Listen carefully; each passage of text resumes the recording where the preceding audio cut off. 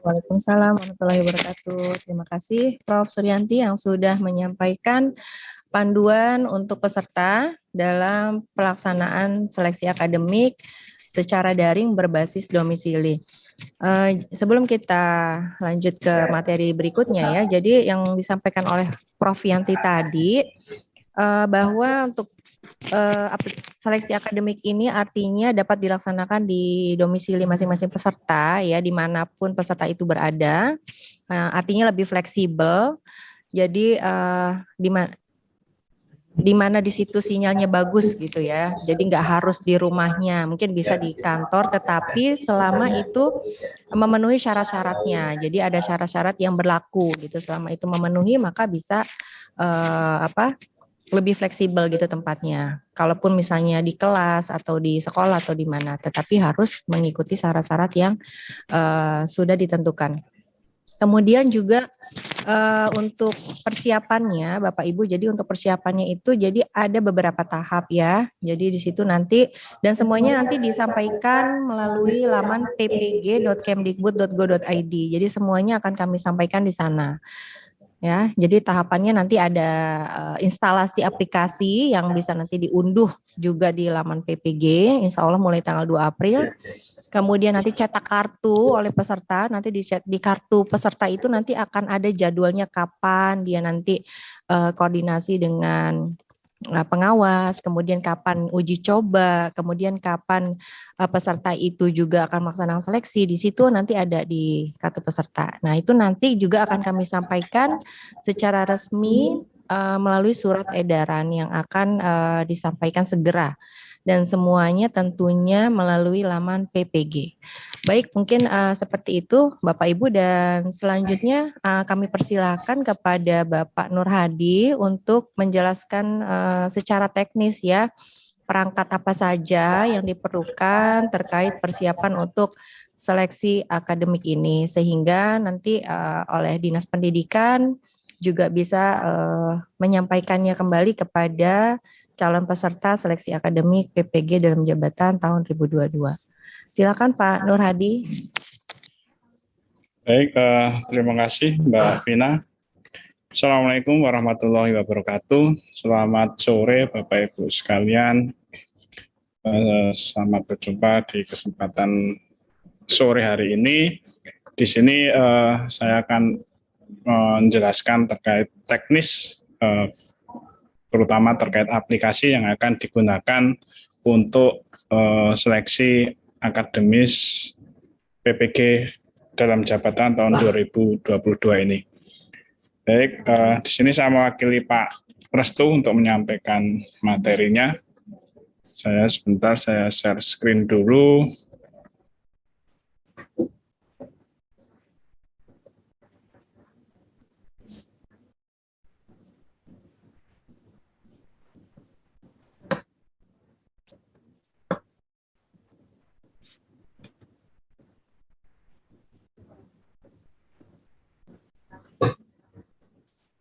Sebentar.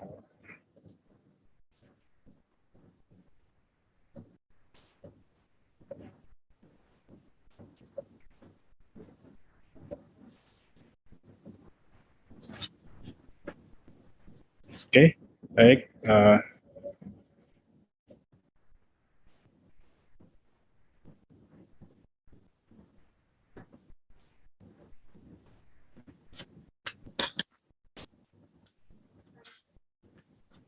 Oke, di sini untuk ujian dalam seleksi PPG ini sesuai yang sudah disampaikan oleh Prof. Suryanti tadi bahwa dilaksanakan secara daring.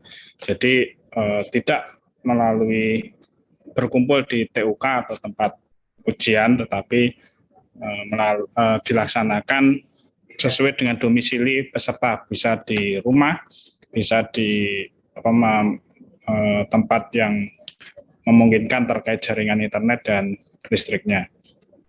Oke, untuk pelaksanaan seleksi ini kerjasama dari dua LPTK, yaitu dari UNJ dan UNES. Server menggunakan dari dua instansi ini, yang kita gunakan ada 16 server 8 di UNJ dan 8 di UNES. Kemudian aplikasi yang akan kita gunakan Performa dan ya SEB atau Safe Exam Browser. Oke, untuk ketentuan ujian sebagai berikut. Yang pertama, peserta wajib memenuhi ketentuan dan persyaratan perangkat seleksi akademik dalam jabatan berbasis daring domisili. Kemudian peserta wajib memenuhi persyaratan jaringan internet, ya ini nanti tadi sudah disampaikan oleh Prof. Suryanti. Silahkan peserta mungkin setelah sosialisasi dari Bapak Ibu di dinas masing-masing untuk memikirkan kira-kira akan dalam mengikuti ujian seleksi ini akan berada di mana dengan melihat jaringan internet yang memadai, karena memang memerlukan koneksi internet yang stabil. Untuk aplikasinya tidak berat, kemudian ukurannya juga tidak besar sehingga tidak terlalu membebani dari notebook yang digunakan oleh Bapak Ibu peserta ujian. Tapi yang jelas koneksi internet harus dipastikan stabil. Kemudian selain jaringan internet juga peserta nanti dipastikan untuk terkait koneksi listriknya atau daya listriknya, karena sering terjadi kendala pemadaman dan sebagainya, terutama yang jaringan internetnya memanfaatkan IndiHome. Jika jaringan listriknya mati, biasanya modem IndiHome-nya juga mati sehingga menjadi nggak terkoneksi. Atau kalau menggunakan tethering HP, pastikan bahwa saat mulai mengikuti seleksi itu kapasitas baterai baik notebook maupun HP juga dalam posisi full, sehingga tidak terkendala jika nanti ada pemadaman listrik. Jadi nanti yang disiapkan peserta adalah notebook, yaitu yang digunakan untuk mengakses aplikasi ujian, dan yang kedua adalah HP atau smartphone yang di dalamnya ada sudah terinstall aplikasi Zoom, itu nanti digunakan untuk pengawasan gambar-gambar pelaksanaan ujian seperti apa, posisinya seperti apa, itu tadi sudah dijelaskan oleh Prof. Suryanti. Kemudian yang ketiga, peserta wajib memenuhi tata tertib pelaksanaan ujian, ini tadi sudah disampaikan. Kemudian aplikasi ujian di sisi peserta menggunakan aplikasi SEB, jadi Safe Exam Browser. Jadi nanti selama pelaksanaan ujian di notebook peserta hanya akan menjalankan aplikasi SEB ini. Platform atau aplikasi atau software-software yang lain yang ada di notebook otomatis akan tertutup sehingga tidak bisa diakses oleh peserta. Kemudian instalasi SEB dan file konfigurasi sepenuhnya menjadi tanggung jawab peserta. Memang proses instalasinya menjadi tanggung jawab peserta, tapi boleh dibantu dalam proses install SEB-nya di notebook. Silahkan jika Bapak Ibu ada yang mengalami kesulitan boleh meminta bantuan ke yang bisa atau yang dapat melakukan instalasi. Yang tidak boleh dilakukan adalah pada saat sudah mulai ujian maka tidak boleh mendapat bantuan dari orang lain. Kemudian semua informasi, baik informasi maupun panduan dan file instalasi nanti akan tersedia di URL ini, di web ini, yaitu ppg.kemdikbud.go.id. Kemudian disampaikan juga nanti ke Bapak Ibu peserta seleksi bahwa semua informasi resmi dan formal akan diinformasikan melalui laman ini, ppg.kemdikbud.go.id. Kemudian di platform sosmednya, di Instagram itu juga ada. Tapi terkait informasi resmi nanti diminta untuk memantau di URL ppg.kemdikbud.go.id. Kemudian panduan tertulis, aplikasi SEB, file konfigurasi SEB untuk peserta nanti ada di halaman web tersebut, nanti bisa dibuka, bisa di-download. Kemudian nanti akan ada tiga file. Yang pertama adalah file aplikasi SEB-nya, kemudian yang kedua adalah file konfigurasi SEB-nya, dan yang ketiga adalah file panduan instalasi. Kemudian silahkan nanti Bapak Ibu dalam mendownload SEB-nya disesuaikan dengan platformnya, menggunakan Windows atau Mac OS. Mungkin ada yang menggunakan Mac OS. Ini ada platform sendiri untuk yang akan diinstal di Mac OS. Kemudian sebagian besar pasti menggunakan Windows. Kemudian tugas pengawas. Ini ada 3 tugas utama pengawas. Mengkoordinasi dan memastikan peserta ujian. H-2 sesi uji coba, H-1 kontak kesiapan peserta, pastikan komunikasi dalam grup WA sudah terjalin, pastikan kesiapan perangkat dan instalasi aplikasi ujian pada peserta. Jadi nanti peserta akan tergabung dalam satu grup WhatsApp. Satu pengawas nanti akan membawai 20 peserta. Jadi tanggung jawab satu pengawas adalah menghandle atau menginformasikan kepada 20 peserta. Nanti terkait jika ada kendala nanti bisa dikomunikasikan lewat grup tersebut. Kemudian grup WA tersebut nanti juga digunakan untuk verifikasi data peserta. Kemudian yang kedua melakukan pengawasan ujian. Hari H melaksanakan kepengawasan, kemudian memastikan peserta sudah masuk YUM, verifikasi data baik identitas, perangkat, kemudian verifikasi lingkungan peserta, tidak ada monitor lain, tidak ada undang lain, dan tidak ada alat rekaman. Ini tadi sebagian besar juga sudah disampaikan oleh Prof. Suryanti. Kemudian membantu masalah teknis peserta, jadi berpedoman pada POB dari tim seleksi, kemudian konsultasi teknis dengan helpdesk atau IT support grup melalui Telegram. Jadi yang di grup Telegram adalah untuk pengawas. Untuk peserta nanti tetap di grup WA ini. Jadi istilahnya peserta nanti tidak perlu khawatir istilahnya terkait instalasi dan sebagainya, nanti akan ada panduan dari pengawas. Kemudian selama belum login ke sistem pada saat hari H ke aplikasi, nanti proses instalasi boleh dibantu oleh orang lain.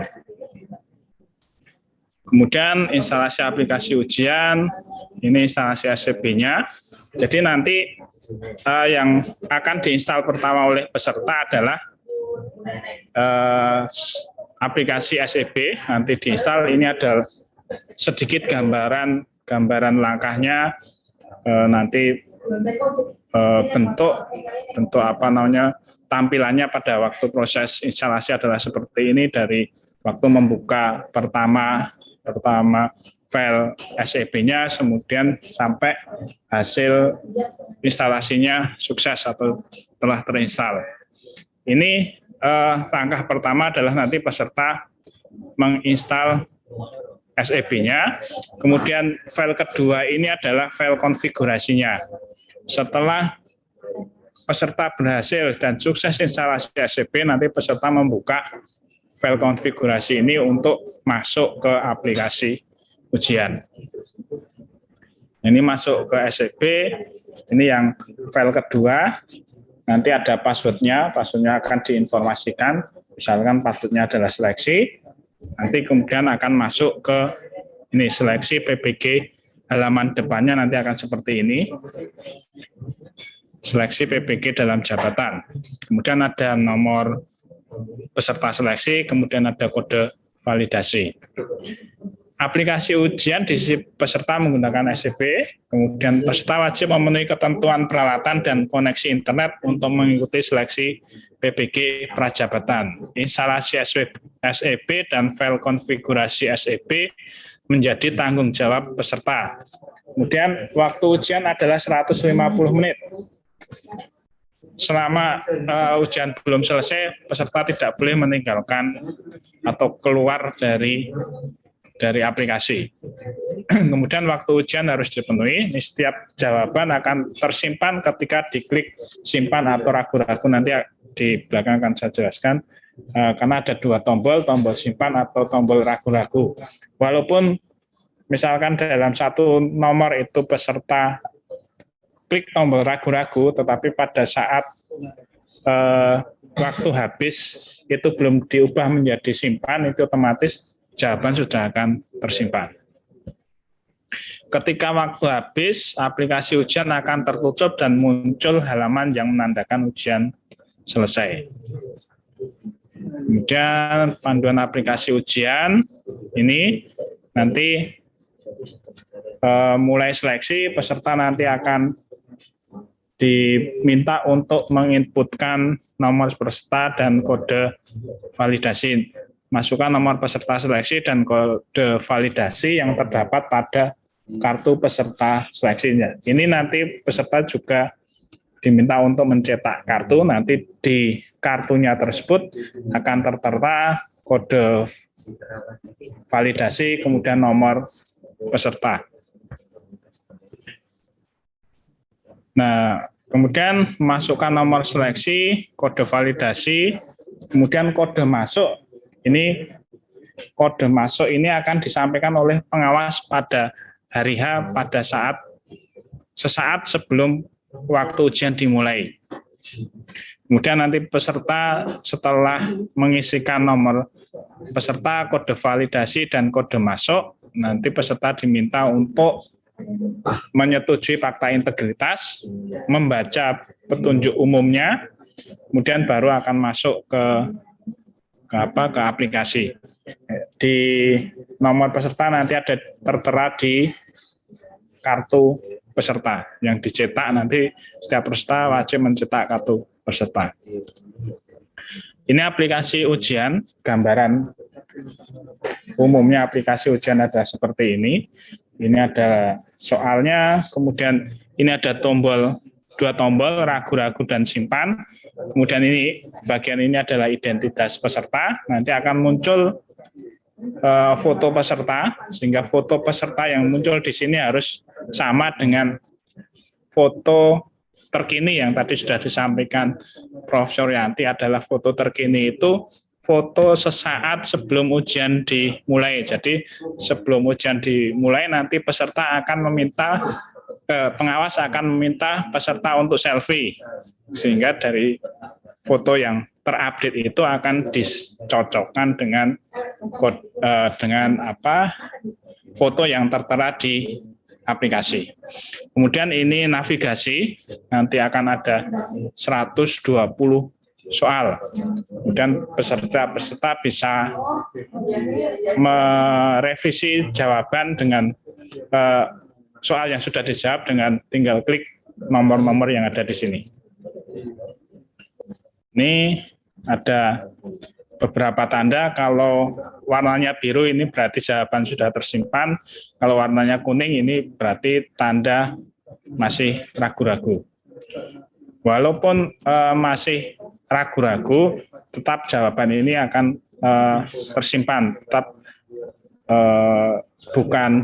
belum terhitung sebagai menjawab soal, tapi tetap dihitung sebagai menjawab soal, sebagai jawaban. Jika belum sempat untuk mengubah menjadi klik simpan.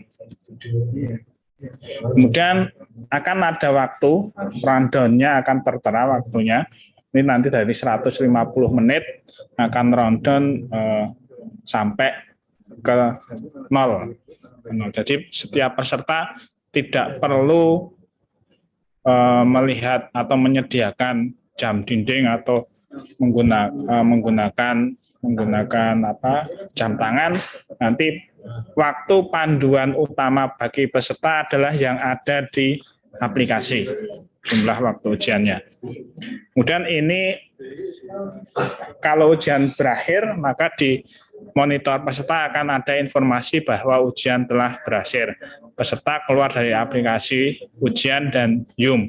Jadi pada saat pelaksanaan ujian nanti akan dua perangkat akan jalan. Yang pertama notebook untuk mengakses aplikasi ujian, dan yang kedua adalah smartphone yang menjalankan Zoom yang digunakan untuk memonitor peserta.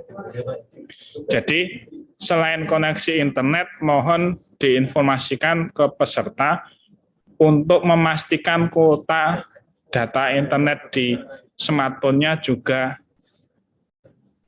istilahnya memenuhi untuk digunakan Zoom selama 2,5 jam, minimal 2,5 jam.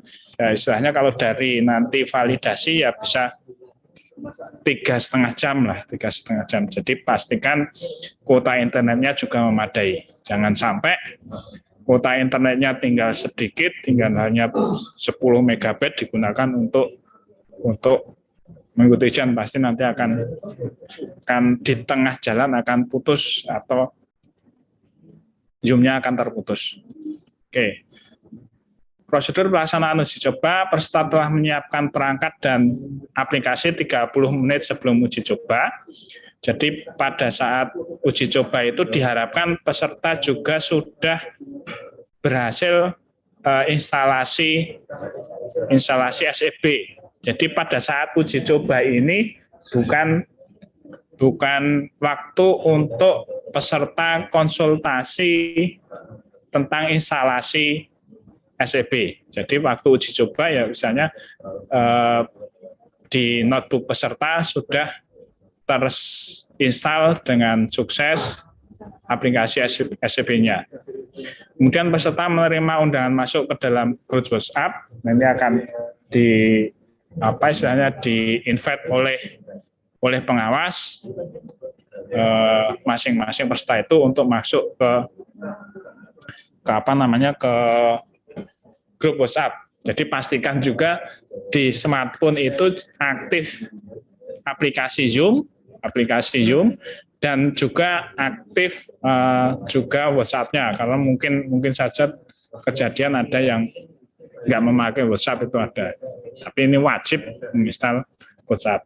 Peserta membuka aplikasi dan masuk ke Zoom pada HP melalui link Zoom meeting yang diterima dari pengawas. Jadi Zoom-nya nanti linknya juga akan diinfokan oleh pengawas melalui grup WA tersebut untuk join di link Zoom-nya. Peserta menjalani proses verifikasi oleh pengawas. Saat jadwal uji coba tiba, peserta melakukan login dengan tadi username-nya adalah nomor peserta seleksi, password-nya adalah kode validasi, kemudian nanti ada kode masuk. Kode masuk ini baik saat uji coba maupun pada saat pelaksanaan ujian akan diinformasikan oleh pengawas sesaat sebelum uji coba atau ujian dimulai. Kemudian peserta melakukan uji coba seleksi PPG dalam jabatan sesuai arahan pengawas dan memastikan sudah memahami seluruh aspek penggunaan aplikasi ujian. Saat uji coba berakhir, tampilan soal akan langsung tertutup dan muncul halaman akhir ujian dan akan menunggu arahan pengawas.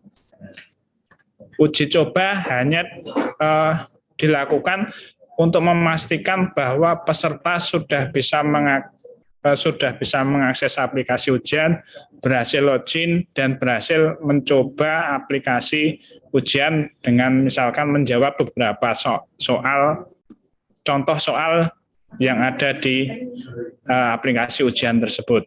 Jadi hanya uji coba. Kemudian sesi uji coba diakhiri oleh pengawas, peserta menutup aplikasi ujian dan mengakhiri Zoom meeting-nya. Nah, permasalahan instalasi yang biasanya dihadapi oleh peserta adalah masalah umum yang dapat diselesaikan sudah terdapat pada panduan instalasi aplikasi. Jadi di panduan itu nanti sudah tertera juga misalkan permasalahan-permasalahan umum yang biasanya dihadapi oleh peserta. Sehingga nanti kalau peserta pada saat instalasi menemukan kendala bisa merujuk ke panduan itu, apakah di panduan sudah ada atau belum. Kalau memang belum ada, silahkan nanti diinformasikan ke pengawas. Kemudian yang kedua masalah hardware.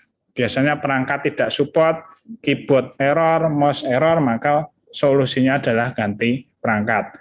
Koneksi internet, biasanya ini tergantung koneksi dari provider, maka boleh misalkan ganti provider. Kalau koneksi internet pada saat uji coba kok ternyata nggak stabil, sinyalnya nggak maksimal, mungkin bisa pindah lokasi ke tempat yang koneksi internetnya memadai.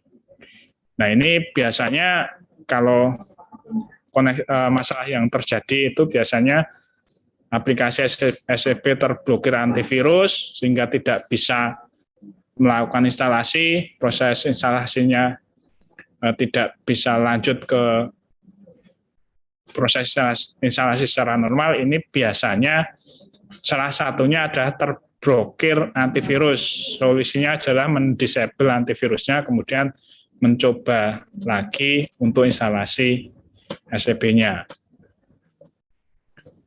Ini sama, kemudian SCP tidak bisa diakses karena masih terdapat aplikasi aktif atau terbuka. Kemudian solusinya adalah tutup aplikasi yang muncul pada notifikasi. Nah, pada saat SCP dijalankan, otomatis semua aplikasi yang jalan di notebook yang terbuka harus ditutup. Jadi yang dijalankan hanya aplikasi SCP-nya. Misalkan browsernya aktif, maka browsernya juga harus di-close dulu. Aplikasi ujian tidak support di laptop peserta, disarankan mengupayakan ganti perangkat atau pinjam dan instalasi di notebook lain. Jadi untuk aplikasi untuk perangkatnya itu tidak harus punya sendiri. Jadi boleh pinjam, silahkan. Pak Nur Hadi, ngapunten yang detail mengenai error biar dibaca sendiri peserta. Oke, baik ya, Pak. Nanti kita langsung aja yang supaya nanti waktu tanya jawab. Ya. Baik, terima kasih.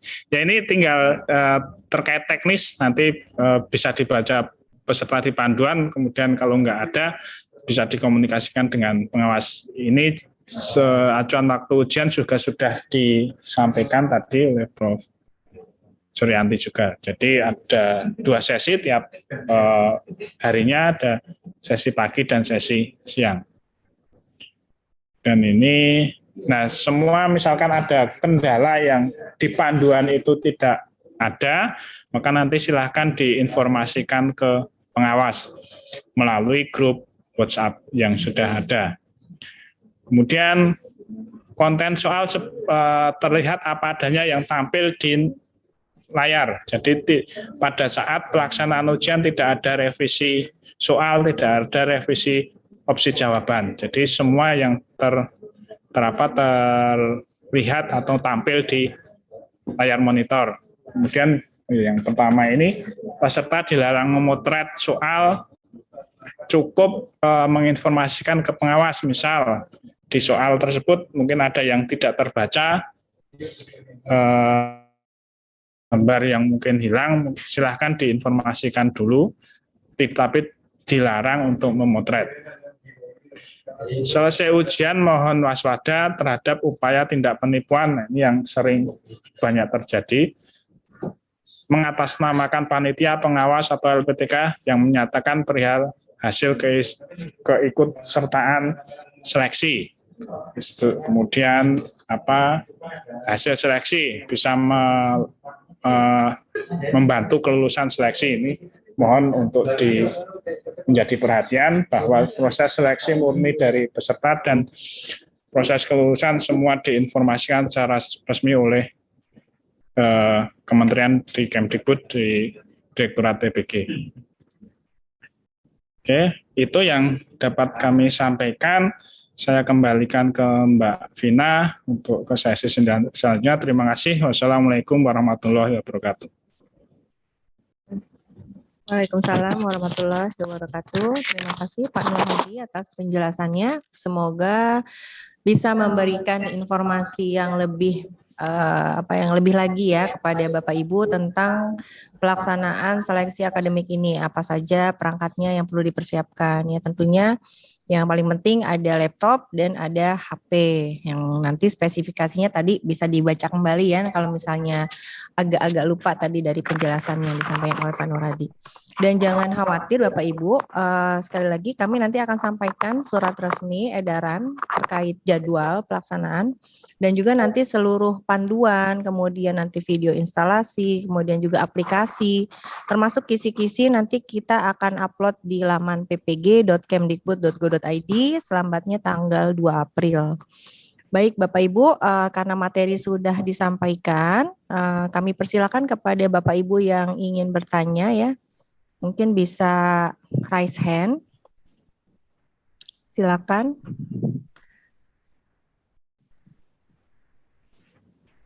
Dari Pak Herdi ya, Pak Herdi.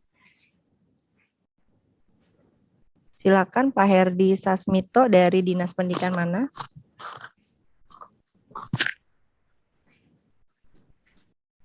Ya, silakan Pak yang ingin ditanyakan.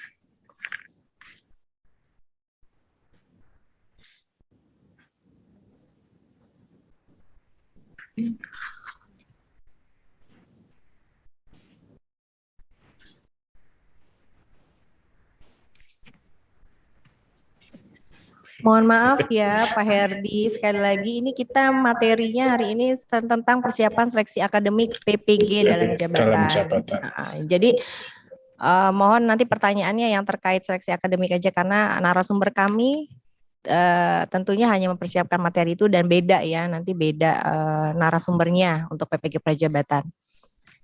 Kalau tidak ada yang ingin tanyakan terkait hal ini, mungkin saya persilakan kepada yang lain dari Disdikbud Kota Probolinggo.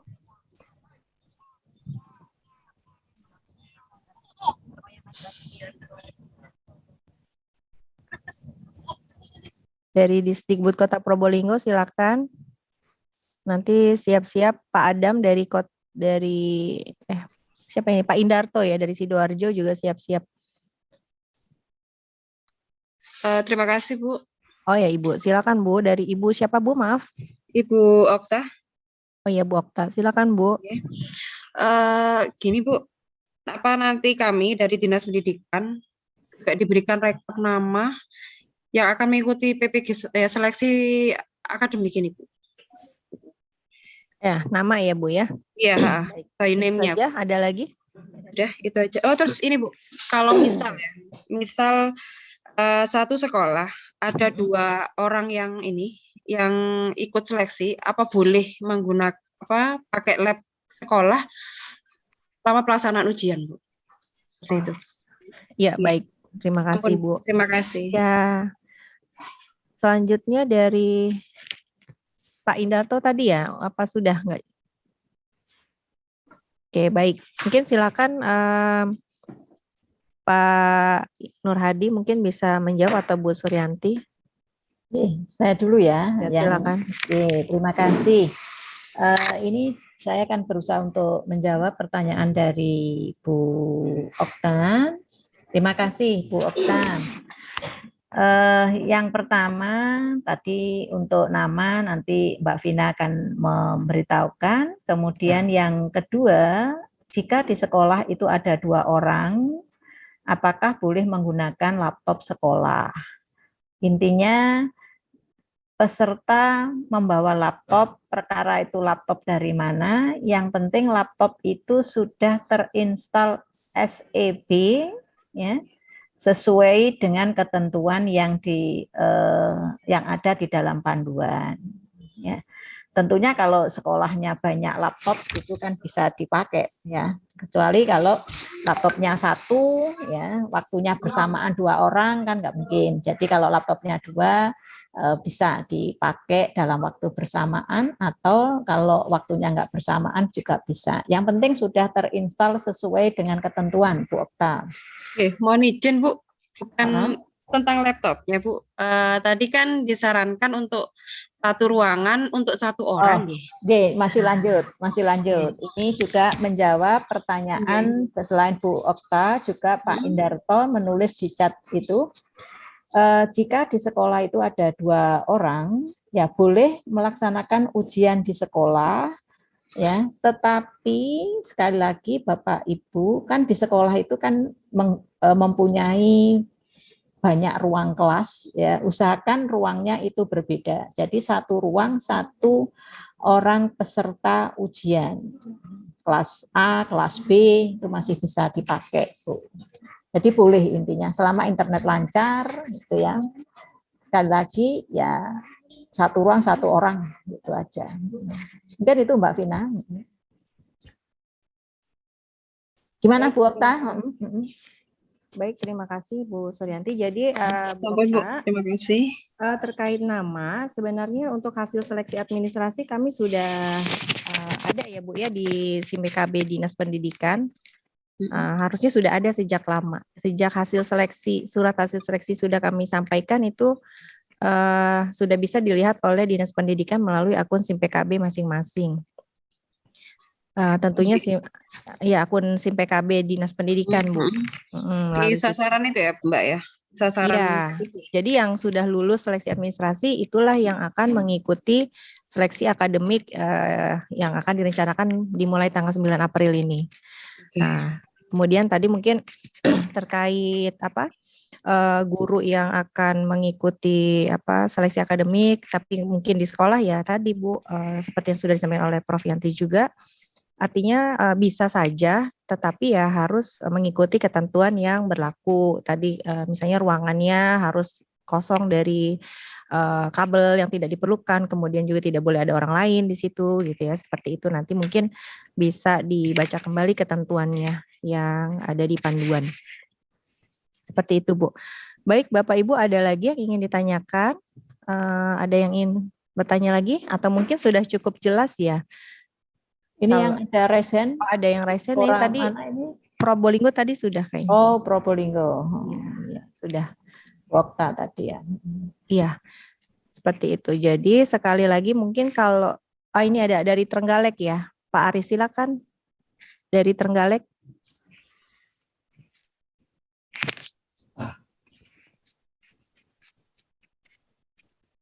Kemudian dilanjutkan dengan Kota Waringin ya nanti ya setelah yang dari Trenggalek. Silakan Pak Aris. Halo, Assalamualaikum Mbak Vina. Waalaikumsalam. Ya, begini Mbak Vina, kemarin itu untuk pemutakhiran data itu kan ada 2 tahap. Iya. Ya, terus ini yang mau ikut seleksi akademik ini tahap 1 dan tahap 2 apa yang tahap 1 hanya tahap 1 saja, Mbak? Baru yang tahap 1 Pak, karena yang lulus seleksi administrasi baru yang tahap 1. Yang tahap 2 belum ada seleksi administrasinya. Oh gitu ya, makasih Iya, Mbak. baik Pak. Iya. Selanjutnya dari Kota Waringin Barat. Silakan.